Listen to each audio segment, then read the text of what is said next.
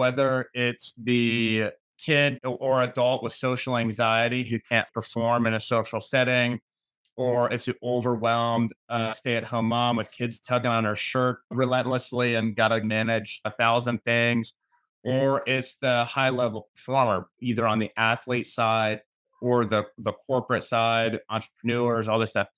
Our brains clearly are not designed to deal with this much information and these many non-tangible pressures. We call them non-tangible because our brains are more designed for the stress of danger and the stress of hunger. Those are very tangible stressors where the short term, you go, you accomplish it, you have a positive feedback loop, and then that nervous system would go back to baseline. The problem is the accumulation of stressors over time will shift that operating set point of nervous system. So people are waking up with what we call sympathetic dominant states of nervous system tension, where as that sympathetic dominance comes into play, whether in the short term or long term, I think more people can familiarize themselves with the short term elevation in nervous system tension for like some crazy shit happening.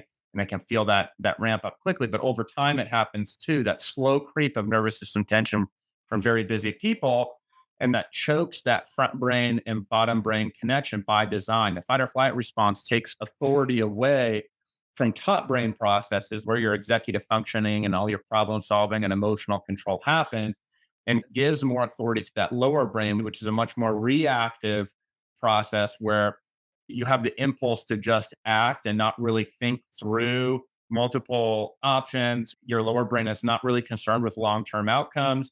So you end up in a position where, you're making quick decisions that aren't well thought through. And then you end up with decision fatigue because you end up accumulating maybe a historically poor decisions. So the mental level is what people are very concerned with on the high performer side, because when they get that mental overwhelm, they start getting that lower brain activity trumping the top brain activity, and it's very difficult to prioritize, difficult to stay organized. It's hard to keep up with your shit. You just get that mental overwhelm. But then on the physical side, your body's actually allocating its finite resources, finite energy, finite nutrition. It's allocating those finite resources towards more physically reactive processes of fight or flight, instead of allocating resources towards more of those growth and reparative processes like tuning the immune system, the reparative processes of the gut. So you end up with a physical health decline as well as a mental health decline.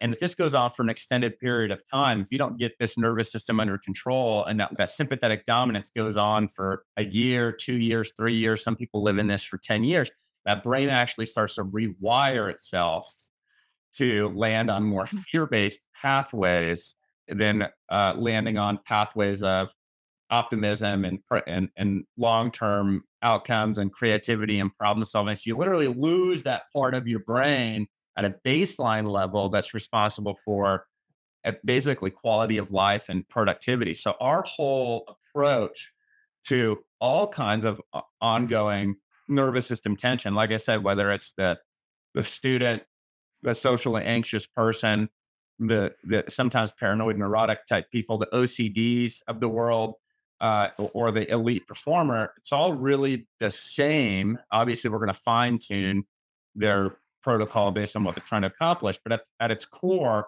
we're trying to get nervous system both calming that tension that's already built up in the system and building resilience into those stress pathways with adaptogens, so that future stressors don't have that same kind of alarm phase of fight or flight. We don't have that shift of top brain to lower brain activity. That obviously gets in the way of productivity and overall quality of life. So that's really the bread and butter of our company. We do nervous system regulation and systemic inflammation. Those are the two biggest obstacles that we see to all levels of performance, all levels of health and wellness goals, as well as just day to day quality of life. So we split nervous system dysregulation into the high tension or fatigue dominated, because no Sure. cortisol is Like a that. bad thing. You have to have activation, you have to have stimulation, and cortisol and dopamine are stimulation. It's that fire under your butt. But, Mhm.